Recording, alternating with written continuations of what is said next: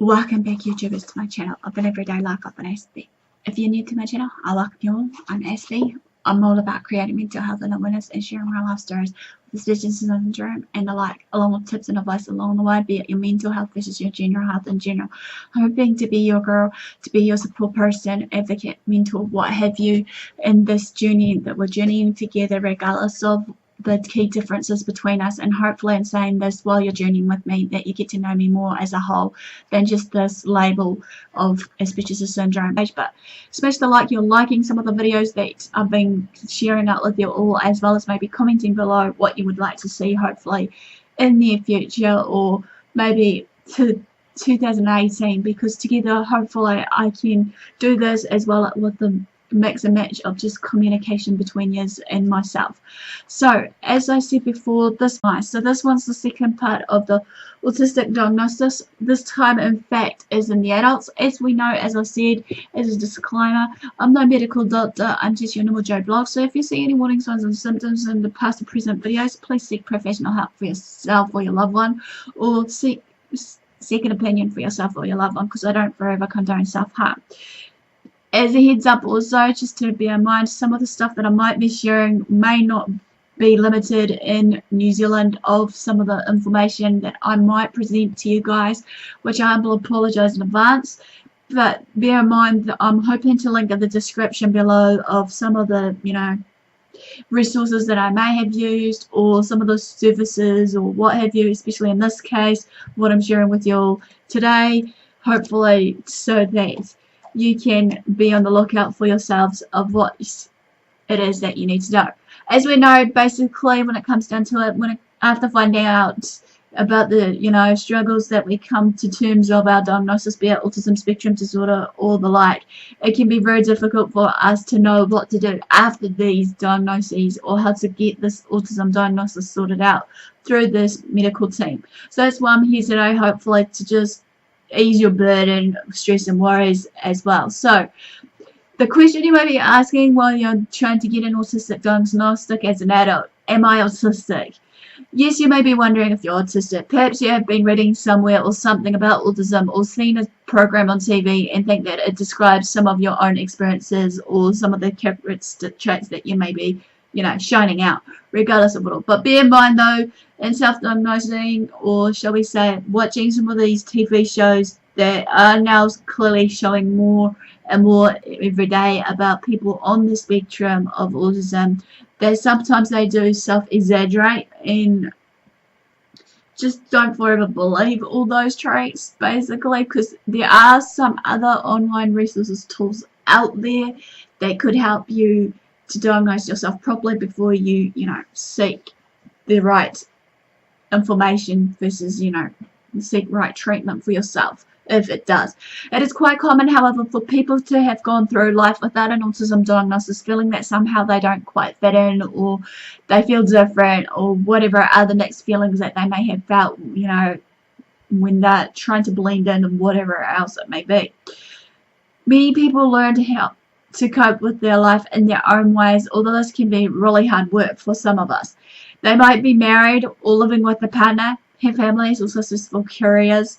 Others may be more isolated, alone, and find things much more of an everyday struggle. It's up to you whether you decide to seek a diagnosis, and some people are happy to remain self-diagnosed. The only way to know for sure whether you are autistic or not is to get a formal diagnosis.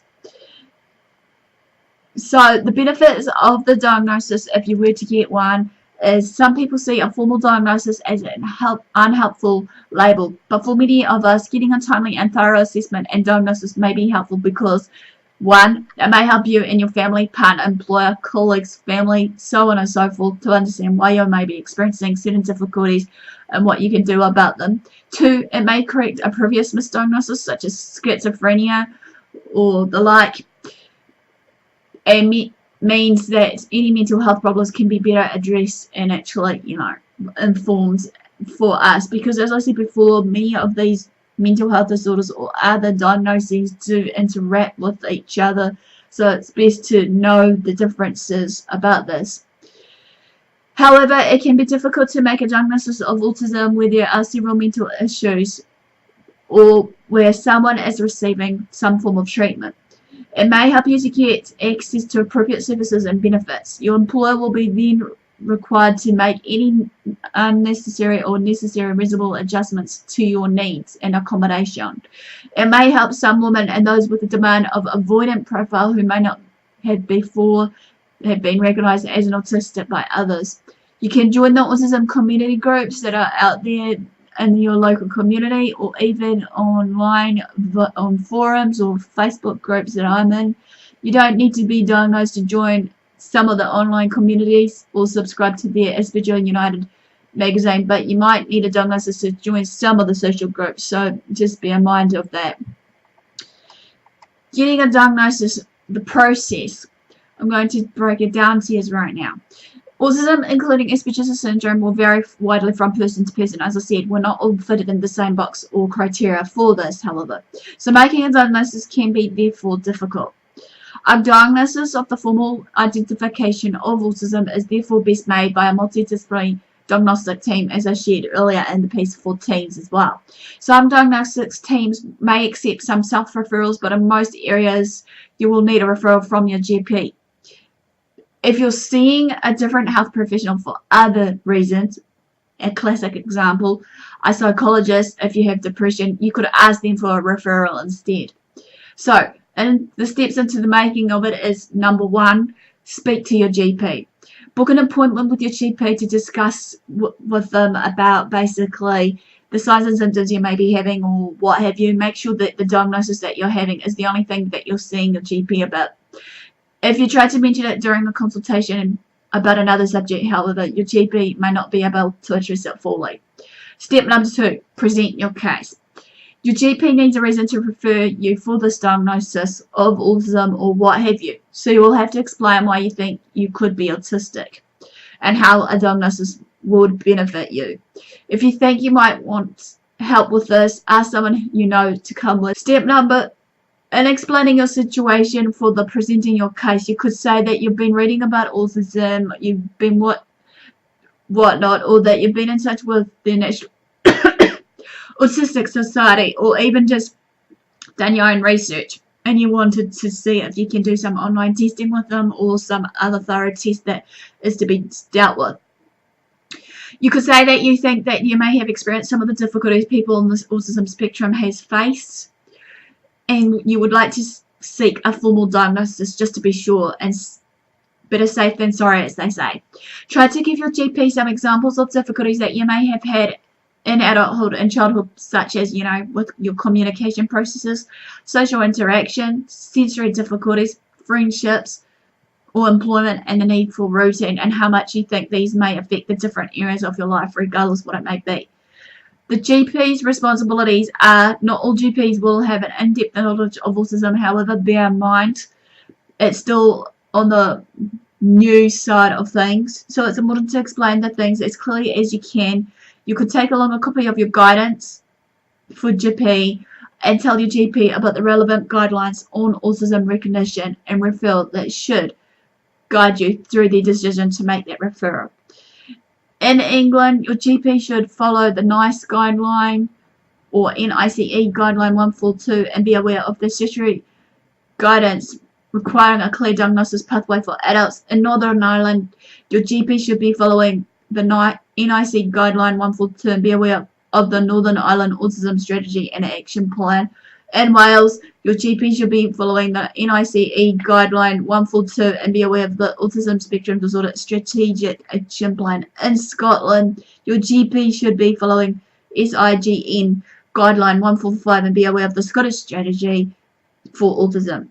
So therefore, again, as I said, that this is just different diagnostic criteria tool in different other parts of the world, especially in the UK.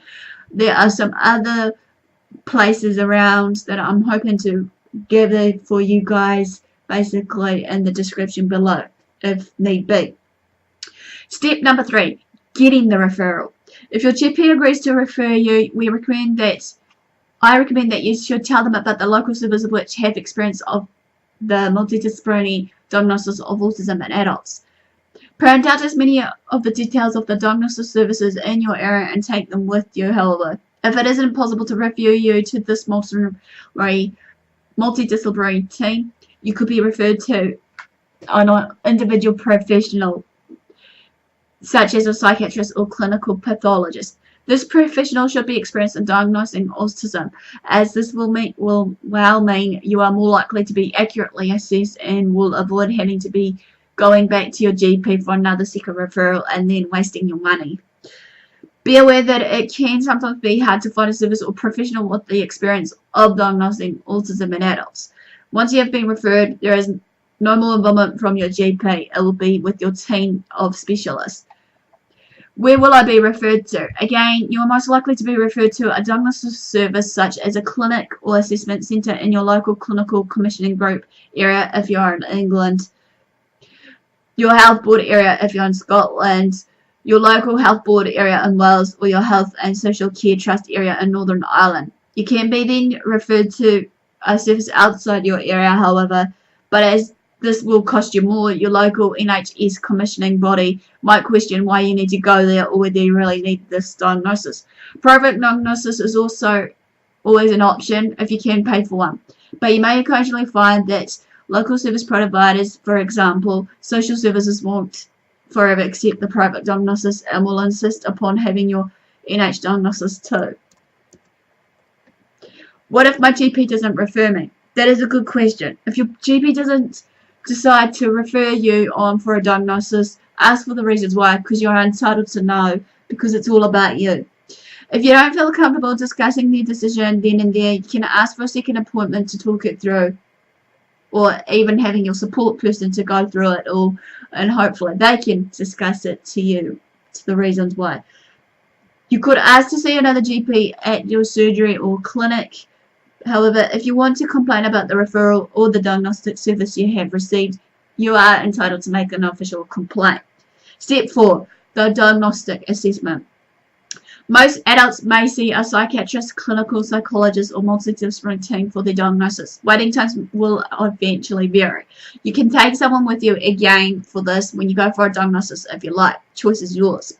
The team or professional might ask you to bring an informant with you, someone who knew you as a child, such as one of your parents or an older sibling. This is because they may be able to give important information about your life as a child. A diagnosis isn't a medical examination, to bear in mind. You don't need to be examined physically, and you shouldn't be asked for any samples such as blood, urine, etc., etc. How will they determine that you are autistic? The characteristics of autism, again, as I can't stress it enough, will vary from person to person. But in order for a diagnosis to be made, a person will usually be assessed as having had persistent difficulties with social communication and social interaction with their peers, and also restricted and repetitive patterns of behaviours, activities, or interests of some kind. This will include the sensory behaviours, as well as those obsessive behaviours that I clearly mentioned in one of my pieces of the video, which I'll link up to this. Since early childhood, to the extent that these limit and impair everyday functioning. There are several diagnosis tools available, and diagnosticians aren't obliged to use that specific tool. The tool is likely to involve a series of questions about your developmental history from when you were a young child, for example, about your language, play, and cognition. When will they tell you the results? The diagnostician will tell you whether or not they think you are autistic. They might do this on the day of the assessment that you went in to see them, or by phone, or at a later date in a written report that they send to you by post. Choice is yours how you want them to actually let you know about your diagnostics or the results of your diagnostics, if you are autistic or not, and this can come for any other things. The report may say that you present a particular autism profile, such as an Asperger syndrome or demand avoidant profile. Diagnostic reports can be difficult to read and understand in some places.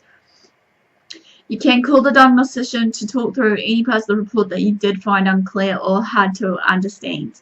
Find out more about autism profiles and diagnostic tools and manuals through certain websites that will give you this. Step 5. Coming to terms with the results that you've got given. If you were told you are not autistic, sometimes people aren't are told that they're autistic, and sometimes they may be given a diagnosis that they don't agree with. So, however, you are entitled for another opinion on this. You can, as I said, which means you have to go back to your GP to explain that you're unhappy with the diagnosis and ask them to refer you elsewhere, or talking to someone else, or even paying for a private assessment. If you go for a second assessment, just remind you that it may reach to that same conclusion of the very first appointment as, you know, diagnosis. If you do get an autism diagnostics, you know, you may have a lot of questions to ask and a lot of, you know, unanswered questions to fill in the void. You might be wondering how you can find out more about your condition, so therefore you might meet some other autistic people or access some services and support from wherever you are around the world. Post-diagnostic support is important. Some diagnostic teams and professionals offer follow-up services after the diagnosis and might be able to answer your questions and point you towards the right direction for the support services in your area. However, not all will do this. Support doesn't obviously automatically follow the diagnosis, but having a formal diagnosis doesn't mean that you are likely to be able to access the services and claim any benefits that you are entitled to. Not everyone feels that they need further support. For some people, simply getting a diagnosis seems to be more than enough than just getting the everyday diagnosis. So this quickly ends basically autistic diagnostics in adults. Smash the like button, comment below. Feel free to share your experiences with us, how you came about finding out about your diagnosis and whatnot. Feel free to share these videos around to family and friends. Feel free to follow me on my social media sites, AspieAnswers on Twitter or Facebook. Feel free to also, if you want to join me on my journey right now, you know, it's up to you to subscribe, and if you do so subscribe, I do this on the daily, but it may, as I said, subject to change after New Year's. It may be only 3 days a week, Monday, Wednesday, Friday, basically, but don't forever fret, because I usually be sure to, you know, keep people updated through my social media sites, as well as hopefully, in saying this, while I'm away, there'll be plenty more, as I said earlier in the piece, for you guys to enjoy.